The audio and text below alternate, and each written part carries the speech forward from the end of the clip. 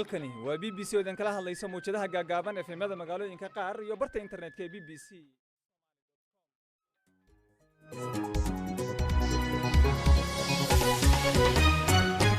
kulanti wacan subax wanaagsan akhyaarta hawada nagala xiriirtay waa subax isniin ah 11 bisha May Afrikada Bari waxay haatan tilmaamaysaa 7 aroornimo oo gow ah qodobada aad barnaamijka ku maqli doontaan waxa kamid ah Somaliland waxa maanta loo dareeray doorashooyinka baarlamaanka iyo tan golaha deegaanka haddaba dadku maxay ku dooranayaan musharaxiinta tartamaya شاكو حسرات سبح مركز تكني كوريا كسر درني وحنا ديارنا هنا عضينا نبض دورشات كسر كان قرها برلمان كي قرها دجاج كان ديارنا هنا عضينا وحكرها حل ما نضع عصبة يصبح يعني وحي قبطان inkastoo dadka intooda badan ay ku faraxsan yihiin sida ay haatan wax u socdaan waxa jira kuwa iyaga aan qanacsanayn kii waxaan loo sheegay goobtu ku codanay looma sheegayo ina kirix baan ku jiray kiyuga saako dhaw laga soo saaray haddana ka kale ku jira waa laga soo saaray haddana kana imika leeyahay ku nasiibso ma sharci baa saas maxaa lagu codaynaya ka waran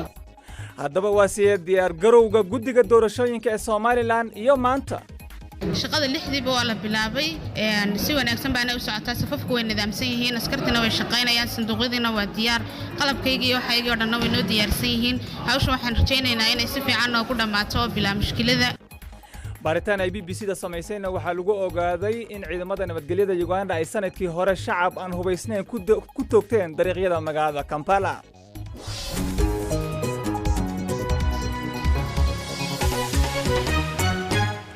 qodobadaas iyo kuwa kale ayaad ku maqli doontaan barnaamijkan oo soo saaray Cabdiqaadir Yuusuf Cali aniga Xasan Cali Geel ayaan halkan idin kala socodsiin doona hadduu eebaha wadal idmo balse marka hore aan ku bilowno warkii caalamka waxa diyaar u ah Faadimo Cali Abukar mahadsanid xasan dadweynaha jamhuuriyadda iskeed ugu dhawaaqday madax banaanida ee Somaliland ayaa saake u dareeraya goobaha codbixinta doorashada baarlamaanka iyo golayaasha deegaanka dadweynaha ayaa aroortii hore ee saake sii tagay goobaha codbixinta iyagoo dooranaya waa iyagoo markaasi doonaya inay u codeeyaan musharaxa ay doonayaan sida laga soo xigtay guddiga doorashada Somaliland codbixiyayaashii ugu badnaa ayaa doorashadan ka dhiibanaya codkooda Ra'iisul Wasaaraha Israa'iil Benjamin Netanyahu ayaa uga digay siyaasiyiinta garabka midig inay ku biiraan dowladda cusub ee isbahaysiga ah waxa uu siyaasiga midig fog Naftali Bennett oo ay xulafo hore ayaan ku eedeeyay inuu marin habaabinayo shacabka isagoo sheegay inuu taageerayo Yair Lapid oo loo wado inuu ra'iisul wasaare ka noqdo dalkaasi kaasoo loo qabtay ilaa Arbacada inuu ku soo dhiso dowlad hogaamiyayaasha urur goboleedka Afrikada Galbeed ee ECOWAS ayaa dalka Mali ka joojiyay inuu xubin ka sii ahaado ururkaasi kadib afgembigii militari ee toddobaadkii lasoo dhaafay ka dhacay dalkaasi kaasoo ah kii labaad ee Mali ka dhacay muddo 9 bilood gudahood ah hogaamiyaha afgembiga haatanna ah madaxweynaha ku meel gaarka ee Mali Colonel Assimi Goïta ayaa kulanka madaxda ECOWAS uga qaybgalay caasimadda Ghana ee Accra golaha sanadka ee gobolka Texas ee dalka Mareykanka ayaa ansixiyay sharci codbixinta ku saabsan kaasoo loo arko inuu takoorayo dadkaan cadaanka ahayn xayiraadaha lagu xusay sharcigan ayaa waxay adkeyn doonaan in lagu codeeyo boostada madaxweyne Biden ayaa ku tilmaamay in sharcigaasi uusan ka turjumaynin danaha Mareykanka una meel ka dhac markaasi ku yahay dimuqraadiyadda ugu dambeynna warbaahinta Denmark ayaa ku warantay in waaxda sirdoonka dalkaasi ay Mareykanka ka caawisay inuu jaajuuso siyaasiyiinta Yurub intii u dhaxaysay sanadihii 2012 ilaa 2014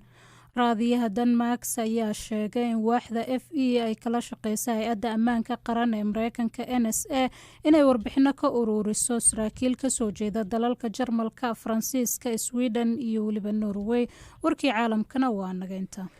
aad ay u mahadsan tahay Faadimo Cali Abukar oo nala socodsiinaysa warkii caalamka dhageystayaal u diyaar garooba qaybaha kale ee barnaamijka aan ku bilaabay sidii aad warkaba ku maqlayseen shacabka jamhuuriyadda iskeed uga dhawaaqay madax banaanida ee Somaliland ayaa maanta u dareeray goobaha codbixinta si ay u soo doortaan xildhibaanada golaha wakiilada iyo kuwa deegaanka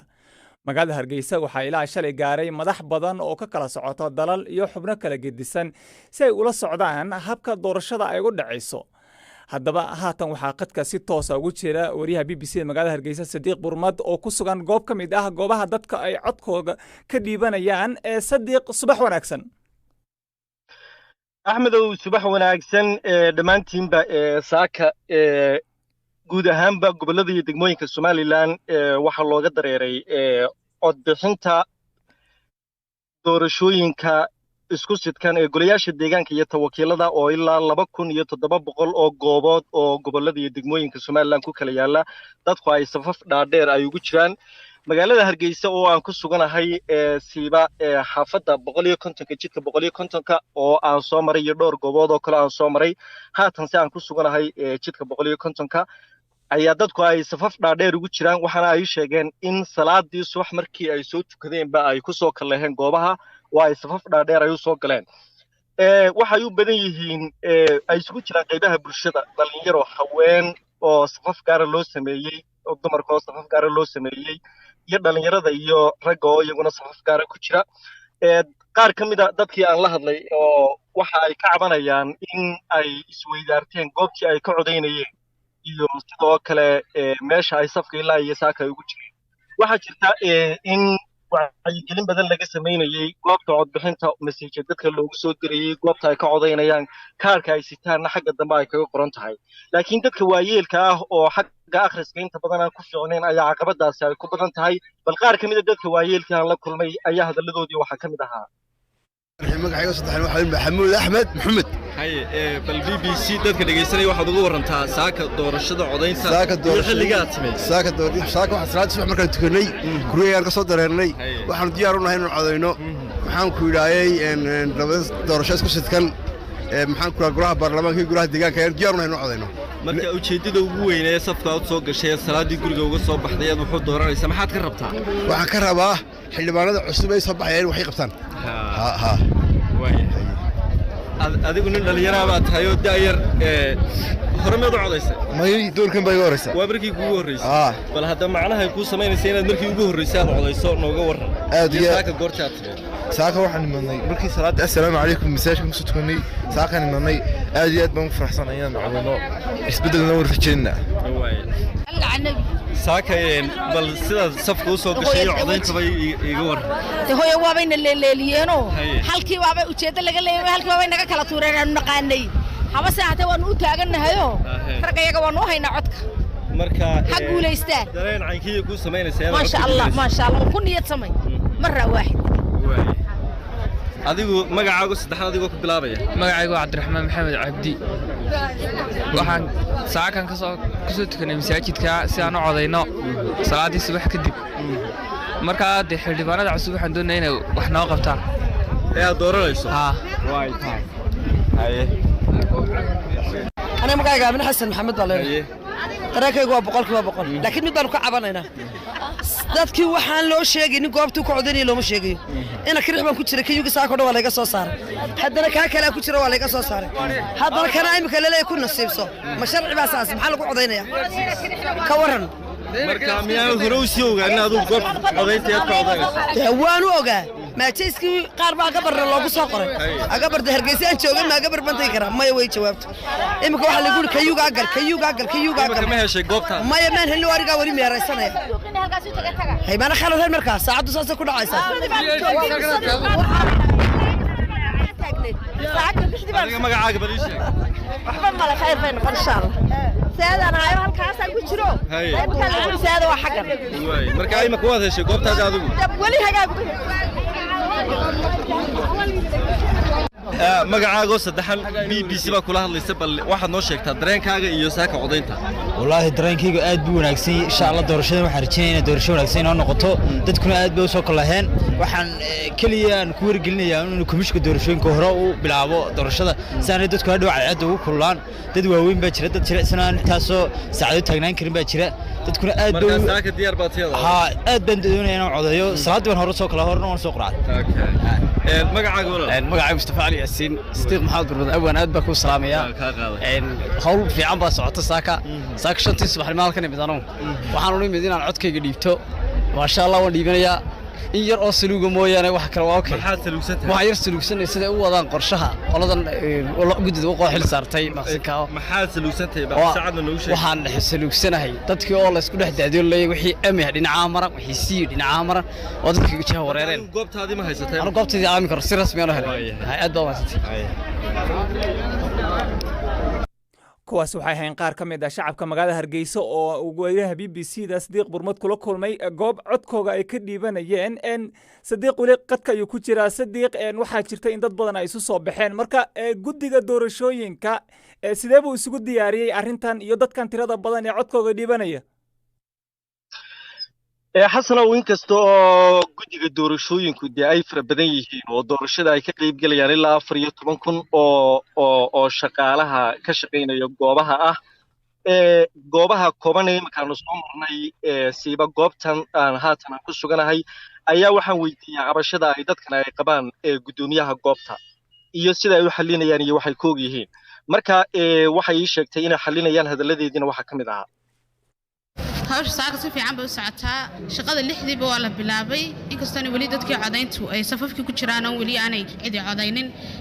si wanaagsan baana u socotaa safafku way nidaamsan yihiin askartina way shaqaynayaan sanduuqyadiina waa diyaar qalabkaygii iyo waxaygii oo dhan way noo diyaarsan yihiin hawsha waxaan rajaynaynaa inay si fiican oo ku dhamaato bilaa mushkilada insha Allah marka umal khayr imaka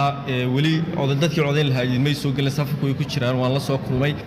goorma la bilaabayo qorshuhu ah ma dib u dhac ba jira maya dib u dhac ma jiro waxa la bilaabay sanduuqyada waxa la furay la kala tirsanay 6 subaxnimo intiina waa la bilaabay imika waxaan rajaynaynaa dadka inay soo galaan waa diyaar hawsheena codeeyaan baan rajaynay insha Allah waxaad iga warantaa marka maxaad ilaa goorma filaysaan inay idinku ku gabagabaysaan hawsha sidee baad u wadaysaa hawsha waxaan filaynaa inay xil horeba naga soo dhamaato insha Allah hadday si fiican u socoto waaya meeshay fafaaleedu fiican yahay amnigeeduna uu sugan yahay goobta dadka ka codeynaya tiradoodu waa 450 qof marka waxaan rajaynaynaa aniga intaan gudoomiyaha ka ahay laba sanduuq baa goobta yaala laakiin anu goobtan gudoomiyaha ka ahay 450 qof baa ka codeynaya haddaanay mushkiladii imanin aan wax la isku qabsan waxaan rajaynaynaa in xil horeba naga dhamaato insha Allah dad aan safka kula kulmay way cabanayaan waxay leeyihiin maanta saakaanu safkii soo galay mar dambana loo sheegay inaanan qaybtan ahayn qaybta kala taga marka arrintaas iyada maxaa sababay baad leedahay sidee soo xalinaysaa arrintaa waxaan u xalinayaa gudoomiyaha degmadan ee qaybtan ku qoran ba xalinaya anaga laakiin waan sanduuqyadeedii iyo goobtana lagu soo qoray waana noo saxsanaa kan baan ku qoranaa lagu yiri marka dadkaas ma idin soo galeen ma la kulantay may wali anagu lama kulmino noo meesho laakiin goobtii way hor taagan yihiin hadda waan la iyaga cabanaya wala xalinaya insha Allah dhibaatadaas waa gartay Sadiiq maanta marka laga soo tago in ay tahay maalin dadka reer Somaliland ay codkooga ka dhiibanayaan doorashooyinka golaha deegaanka iyo tan wakiilada taariikhiyan waxa la leeyahay muhiim ay u tahay maanta oo kale marka maxaad naga xusuusin kartaa axmedow waa maalin xusuuso badan xambaarsan maalintan oo kale ayaa sidan oo kale ay hore u jirtay in Somaliland shacabkeedu ay isu soo bixeen oo ay u codeynayeen waxay ahayd 31 May sanadii 2001 oo loo codeynayay afti dadka laga qaadayay oo ahayd dastuurka aftidaasi sidoo kale waxa Axmed Geelow ku lamaanaa in dadka fursad loo siinayay ay ku go'aansadaan gooniisu taaga madax bannaanida Somaliland maadaama oo 18 May 1991 markii Somaliland ay gooniisu taagaysay uu go'aanku ku koobnaa odayaasha dhaqanka iyo beelaha ee ku shiriyay magaalada Burco laakiin waqtiga dambe ee 2001 dadku aftida laga qaadayay waxay ku beegnayd 31 May 2001 dhinaca kale haddii aynu ka eegno waxay ahayd 31 May sidoo kale maalintii ciidamadii ururkii SNM ee la dagaalamay dawladii kacaanku ay soo galeen magaalada Hargeysa 27 Burco ay ciidankii jabhadu soo galeen 31 magaalada Hargeysa ayay soo galeen marka xusuusahaasay leedahay marka saaka marka jawga eegto dadku dareeno badan bay xabaarsan yihiin oo iyo xusuuso kala duwan haatan waxa ii muuqda iyaguna ciidamada booliska iyo kuwa militariga oo gaafureegaya ilaalinaya ammaanka ilaa 10,000 oo ciidanka ah baa ka shaqeynaya doorashooyinka sidoo kale ilaa 8,000 oo iyaguna goobjoogayaal local ah oo ururada bulshada ka socda ayaa jira ilaa 700 oo iyaguna waxa jira goobjoogayaal ka socda xisbiyada oo ilaalinaya codeynta iyo doorashooyinka oo matalaya asxaabta ay ka kala socdeen marka hawshu way socotaa hadda ayay laakiin codeyntii bilaabmaysaa waxay socon doontaana sida commissionku uu cayimay ilaa iyo gabaldhaca 6 maqribnimo aad ayuu mahadsan yahay wariyaha BBC-da Sadiiq Burmad oo ay kala hadlayay magaalada Hargeysa oo dabcan ku sugan goob codbixin ay ka dhacayso doorashada golaha wakiilada iyo tan golaha deegaanka ee Somaliland dabcan idaacadaha iyaga dambe ayaad warar dheeraad ah oo arintaasi ku saabsan ayaad ku maqli doontaan hadduu eebaha awood leedno hase yeeshee marka hore aan eegno dhageystayaasha ee ra'yigooda ka soo dhiibtay dhanka Facebook Cabdisalaamka Jooji oo joogaldoog waxa uu leeyahay dadweynaha Somaliland ee maanta u dareeray doorashada golayaasha deegaanka iyo golaha wakiilada waa arrin aad u wanaagsan oo qayb ka ah buu yiri horumarka Somaliland ku talaabsatay 30 sano ee ay jirtay waana maamulkaasi ku dhiirigelinaya inay sii wadaan dadaaladooda iyo horumarkooda Cabdirasaaq ayaan le cartan oo jooga magaalada Boosaasan waxa uu leeyahay Somaliland oo maanta loo dareeray goobaha codbixinta waan soo dhaweynayaa waana bogaadinayaa waxay qaadeen waa yiri wadadii saxda ahayd ee dimuqraadiyadda geeska Afrika shacabka reer Somaliland waxaan u rajaynayaa buu yiri guul iyo mustaqbal wanaagsan dhageystayaasha kale ee ra'yigooda soo dhiibanaya aad ayay u mahadsan yihiin wahagaag warar kale ayaa inoo soo socda dabcan dhanka geyiga Soomaalida ku saabsan hase yeeshee haddii aan eegno baaritaan ay samaysay BBC-da gaar ahaana laanteeda lagu magacaabo ma barnaamijka BBC Africa ayaa lagu ogaaday cadeymo cusub oo muujinaya in bishii November ee sanadkii tagay ay ciidamada nabadgelyada ee Uganda ay iyagoo si aan aabayeelaynin ay dadku u tooganayeen dariiqyada magaalada caasimadda ee Kampala iyagoo dilayay ama dhaawacayay dad rayid ah oo ay ka mid yihiin haween iyo caruur dowladda Uganda ayaa sanadkii taga sheegtay in la baarayo dililkii dhacay 18 iyo 19 November balse 6 bilood kadib ma jiro baaritaan rasmi ah oo la shaaciyay ama natiijo baaritaan oo ay dowladdu shaacisay Masi Juma ayaa inoo haysa warbixintan oo ay suurtagal tahay in dadka qaar ay murugo ku reebto waa kan Axmed Nagaashe oo soo jeedinaya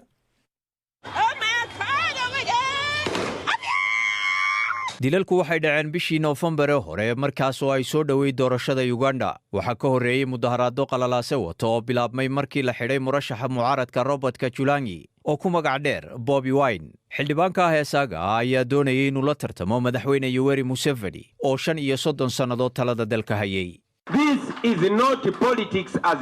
siyaasaddu hadda sidii hore ma ahan oo arrintu haatan waa kacdoon oo kale waanad og tihiin in mar kasta oo aynu midowno aynu guulaysanayno booliska iyo militariga ayaa labadaba la geeyey dariiqyada Kampala si ay gacan biro ugala hortagaan banaanbaxyada barnaamijka Africa ayaa helay cadeymo muujinaya in ciidamada nabadgelyada ee dawladdu ay iyagoo aan u kala aabayeelayn tooganayeen dad aan hubaysnayn ama aan kaba qayb galayn banaanbaxyada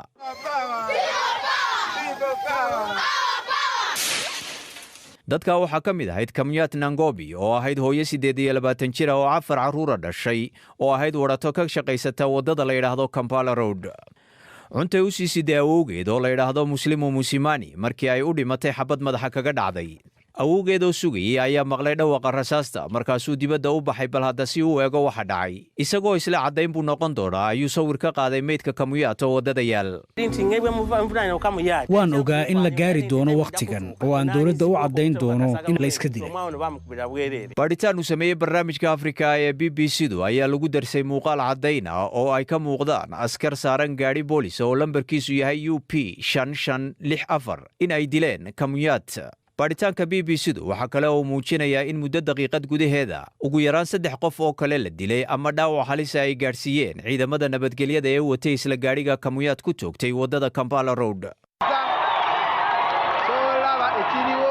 maalintii xigtay oo ahayd 19 November ayaa Amos Segawa oo ah wiil 15 jir oo la joogay hooyadii Hajara Nakito tukaan ay ku leedahay wadada Kafumbe Musaka Road la yiraahdo ayaa waxa dhacday in gelinkii dambe xiisadii ka taagneed magaaladu ay ka sii dartay markaas ayaanay damacday hooyadii inay tukaanka hore u xidho ay hore u hoydaan waxay sheegtay in intii ay ku sii socdeen istaanka tagaasida wiilkeedii Amos afka ay xabad kaga dhufteen askar la socotay gaari militarigu leeyahay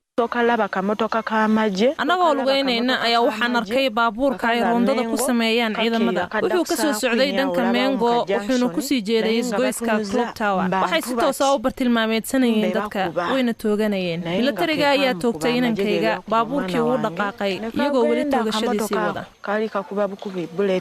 barnaamijka Africa Eye waxa uu la hadlay dad goobjoog ah oo ka marakacaya dhacdadaasi ay Hajara sheegtay laakiin aad u baqaya waxaana ka mid ahaa dadkaasi qofkan oo aanu codkiisa cod kale ku qarinay. They came from Mengo Hill. The car from Mengo Hill had military men on it. waxay ka yimaadeen buurta Mengo waxay saarnaayeen gaari ka yimid dhinaca buurta Mengo waxaana saarnaa ciidamo militari ah markii ay soo gaareen halkan wax yar ay istaageen mid ka mid ah ciidamada ayaa bilaabay inuu tooto dadka mid ka mid ah rasaasta ayaa haleeshay wiil yar waxaan arkay mid ka mid dadkii saarnaa baabuurka oo taagan xilli uu tooganayay dadka halka kuwa kalena ay fadhiyeen.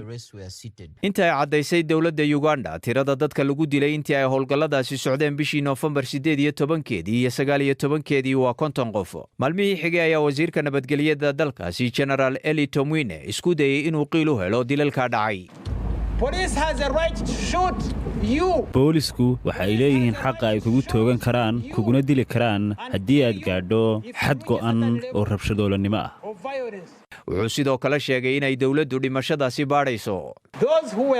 dadkaa la toogtay dhab ahaantii hortay aad toogtay duruuftee ayaase ku xirnayd. 6 bilood kadib ma jiro baadhitaan rasmi ah oo dilalka lagaga gungaadhaya mana jirto natiijada baadhitaan rasmi ah oo laga soo saaray. bishii Abriil ayaa Amis hooyadii Hajara Nakito waxay bilowday inay qaado tallaabo sharci ah oo ay dacwad maxkamadda ugu gudbisay. waxay doonaysaa in maxkamaddu xukunto in dilka ay inankeedii askartu ku khaarajiyeen ahaa mid sharci darro ah oo xadgudub ku ah xuquuqda asaasiga ah ee aadaminimo ee ah in qofka naftiisa la ilaaliyo sida uu damaanad qaaday dastuurka Uganda. laakiin eedaha waxaanu hordhignay dowladda Uganda waxaanay sheegtay in ciidamada nabadgelyada loo dalbaday si ay uga hortagaan rabshado. waxayna qireen in 4 qof lagu toogtay wadada Kampala. baadhitaankii ay dowladdu samaysay waxa gabagabadiisii ay noqotay in 4 ay ku dhacday xabad seeraarahi. waxay qireen in baabuurka lambarkiisu yahay UP 5564 boolisku leeyahay laakiin aanay la xidhiidhin karin dilalka aan loo kala aabayeelayn. waxa kaloo ay sheegeen in Amos Sagawa qudhiisana ay ku dhacday oo ay dishay xabad wiifsaahi. oo mahadsan yahay Axmed Nagaashe oo nala socodsiinay warbixintii wariyaha BBC-da Maas Juma halka nalaga socotaan waa laanta af Soomaaliga ee BBC-da. BBC waxaad ka heli kartaa wararkii ugu dambeeyay ee Soomaaliya iyo caalamka oo dhan maalin walba. wahagaag dunida oo dhan maanta waxaa laga xusayaa maalinta ka hortagga tubaakada iyadoo hal ku dheguna maanta uu yahay ku dhiiro inaad joojiso sigaarka. ujeeddada ololahan ayaa ah in gacan laga siiyo 100 milyan oo qof sidii ay u joojin lahaayeen isticmaalka tubaakada. saamaynta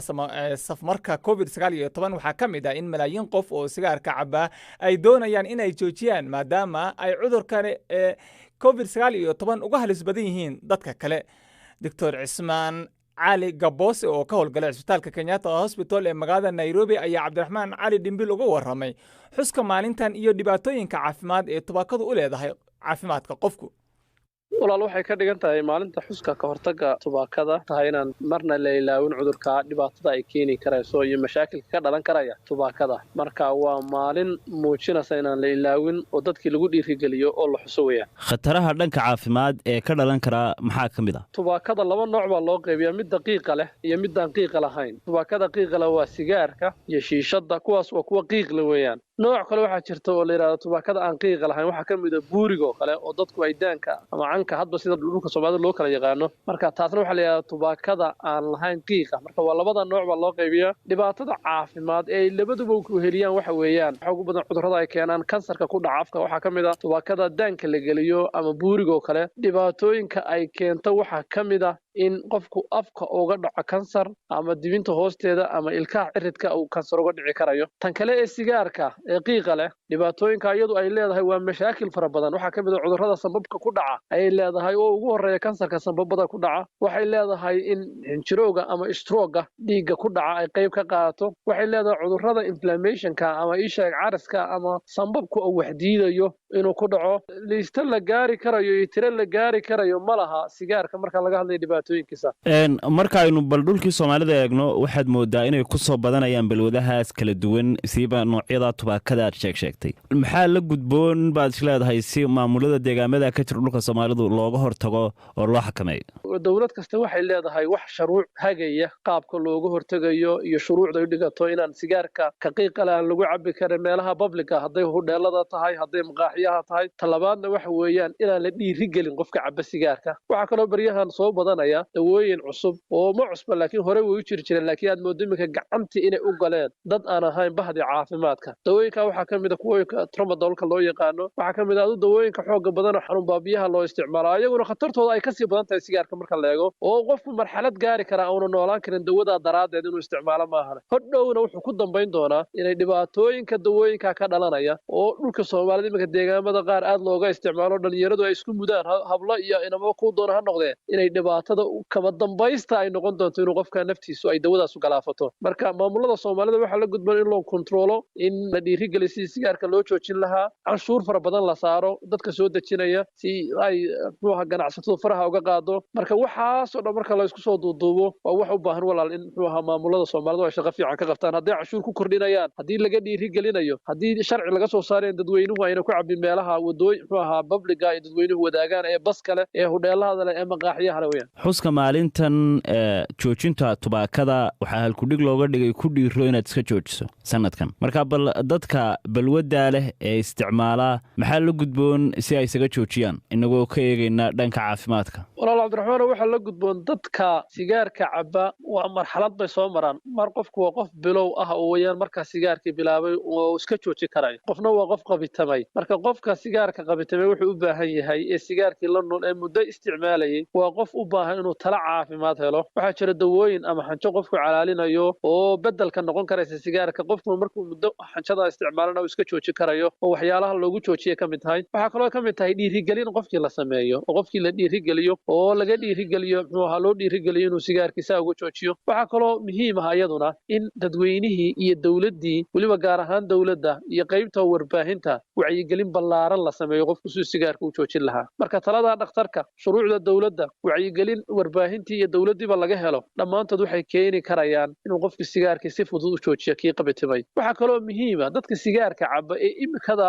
aanu hadlayno caba qaar badan oo kamid ah waxa laga yaabaa inuu mar hore dhibaato sababkooda u gaarsiiyay laakiin ayna ogeyn ee bukaan socod yihiin marka waa wax la jooji karayo hadduu qofku ku dadaalo taageero dhaqaale helo dhiirigelin helo tala dhakhtar helo dawooyinka qofka ka joojina waayo dhibaatada sigaarka marka la joojiyo uu leeyahay wax weeyaan qofkii uu baahanaya dareen wuxuu dareemayaa inaanu wixii u baahan yahay marka dawooyinka la isticmaalaa jira oo sida xajada kale loo calaaliyo qaarna waa keenin laakiin sida xajada loo calaaliya oo sameeya muxuu ahaa inuu qofkii baahidii faraha badnaa ee uu dareemayay ee maskaxda ka saarnayd inuu sigaarku u baahan yahay ka yareyn karaya kaas wuxuu ahaa Dr. Cismaan Gaboose oo Cabdiraxmaan Cali Dhimbil u waramayay madaxweynaha dalka Koonfur Afrikaan waxa uu ku dhawaaqay in laga bilaabo maanta oo Isniin ah ay dawladdiisa kordhin doonto xayiraadaha lagula tacaalayo faafitaanka cudurka COVID-19 si uu jiro looga hortago ee kororka cudurkaasi oo haatan dalkaasi u muuqday inuu galay mawjadii saddexaad ee faafitaanka cudurkaasi khudbadii uu telefishinka ka jeediyay madaxweynaha dalkaasi Cyril Ramaphosa ayaa waxa uu sheegay in heerka faafitaanku uu sii kordhayo